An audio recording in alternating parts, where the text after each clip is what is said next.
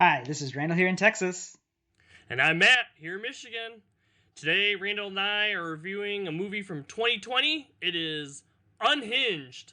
It stars Russell Crowe, Karen Pistorius, Gabriel Bateman.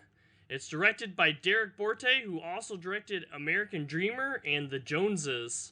Unhinged tells the story of a woman who's being terrorized by a stranger after a seemingly innocent road rage incident. He's on a quest to make her have the worst day of her life. Came out in 2020. It was one of the few movies that actually had a wide release, along with Tenet, which we do have a review of if you want to see another new movie review. It came out to less than stellar critical reviews, but kind of average to even above average audience reviews. Had a $33 million budget and actually pulled off a little bit of profit, which is a huge thing for 2020, $42.8 million. Matt and I just took a look at it now that it's out on video on demand.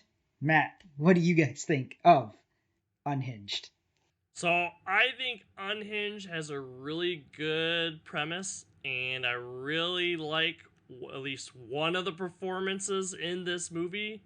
But I don't know that it really landed as well on its premise and stuff that I would have liked. So a little bit disappointed, but it's got lots of suspense and stuff, and I think those elements are good in this film. What about you, Randall? I know which one you're talking about. Tell us, Randall. Who is it? Who had a really good performance in this movie? So my first opinions of the film is that like 50% of it is good and the other 50% is terrible. And the 50% that is good is Russell Crowe. And I'm not just saying that because we're BFFs in a one-way relationship and my hair's starting to look like his from Mystery Alaska. His performance in this as a kind of mentally unhealthy man is really, really good. But the other side, even though, the actress Karen does a very good job with her performance, the script and the story and her character is just so stupid. That's my problem with it. Yeah, Russell Crowe does an excellent job in this movie. You don't sympathize with this character at all. Like, he is a horrible character, does horrible things. But at the same time too, he's a character that you can kind of see what caused him to push over the edge. Like, you can kind of see what's causing the madness, even though it's not justifiable by any means at all. But I just kind of thing with Karen's character and stuff in this. I'm wondering, and it's not just this movie, but a bunch of other movies. Like, am I really supposed to care about these victimized characters or whatever? We've said that in some of our other reviews. It's kind of like, well, I guess I'm supposed to like this character because she's a mom. And he's threatening her son and her brother and her mother and apparently her best client who just fired her. Now, what was her sin, Rachel? She fired me. Through no fault of yours, I'm sure. You're supposed to care. You care for them because they're people, and they have everyday problems. But really, I don't attach myself to really any of these characters. Really, there's nothing that really makes them stand out for me that actually makes me care about them as much, other than just people. This movie doesn't draw me in, I think, as much as it could have with these characters. Yeah, the premise is really interesting in this of everyone has bad days, everyone has all of these pressures. You don't know what, this person's going through, and maybe you should be a little bit more accommodating because everyone could be having a rough time and you don't know what that rough time is for them.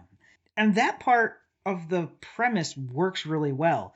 But it's when it gets into the actual plot and Karen's character and her son's character just start doing really textbook dumb things. So, I mean, there are a couple of instances where she gets far enough away, dump the car, get away from it, Even if you didn't know about the way he's tracking you, just dump the car and everything in it and go to a police station right now.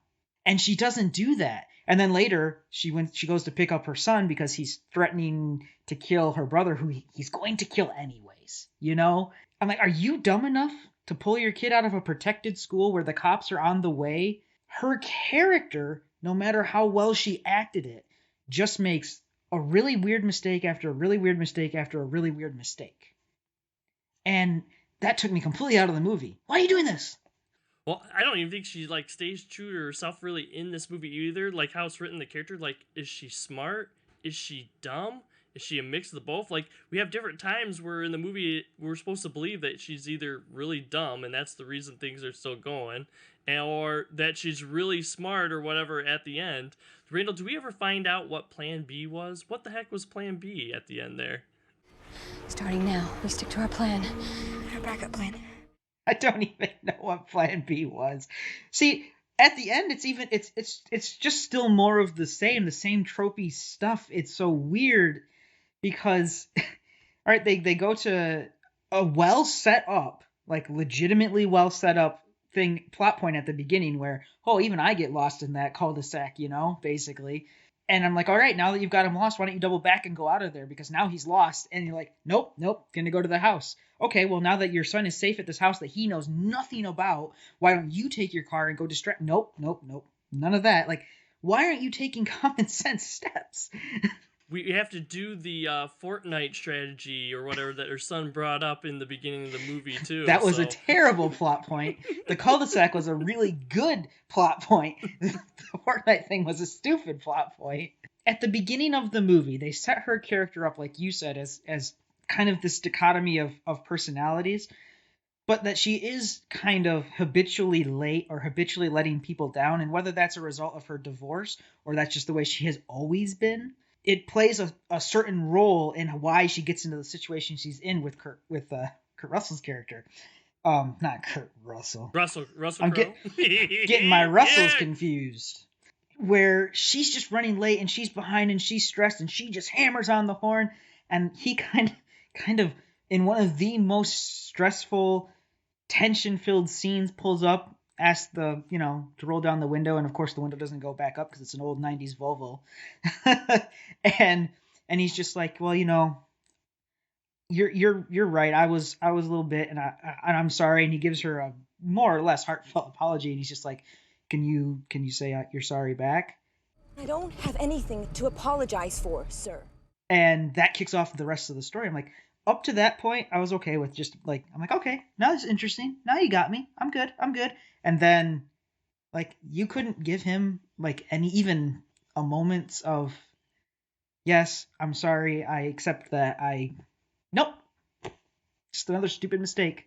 That's when it comes back around, to the end or whatever, when almost could have honked her horn again at someone who the moral of the story.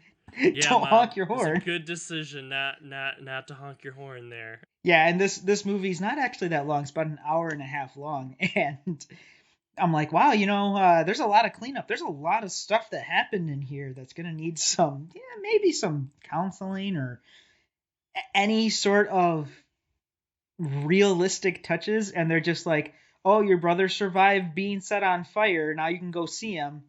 That's it? That's it? That's the ending? The idea, the premise of the film is really interesting to me.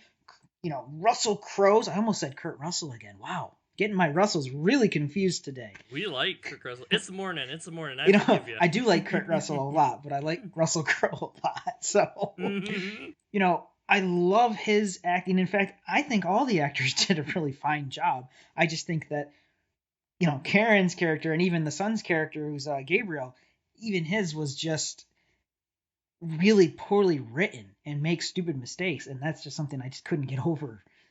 Yeah, I totally agree. I think the suspense is good in this film. Actors do a decent enough job. Russell Crowe is definitely the standout in this film. Excellent job portrayal for him. Even at the right beginning, man, he makes a pretty good baddie. We didn't even talk. The very beginning's kind of like a little short, and that immediately gets your attention. You're like, okay. I'm like, man, if the rest of the movie had been like this, it would have been, not like American Gangster, but, something more interesting to watch for sure. I think that's a lot of thing that ties into that premise too. Like, that's what we set up with, and so it's kind of like, hey, this is what you can expect in this film. And we do have parts of that in this film, but a lot of times I don't know that it fully lived up to its premise and its potential. At least it was a new movie that we could watch that came out in 2020, so I'm happy to give it a watch, and I'm always happy to watch something that's got Russell Crowe in it. If you like this sort of thing, make sure to give this video a like. If you want to see more, subscribe to our channel and ring the bell icon if you always want to be notified of when we are uploading. We also have a Facebook page where we tell you the day before what's coming out the next day. And we are releasing videos on a schedule every Monday and Thursday. For now, I'm Randall here in Texas. See everyone later. And I'm Matt here in Michigan. Have a good day. Next time on No Market Media. Please consider checking out some of our other videos.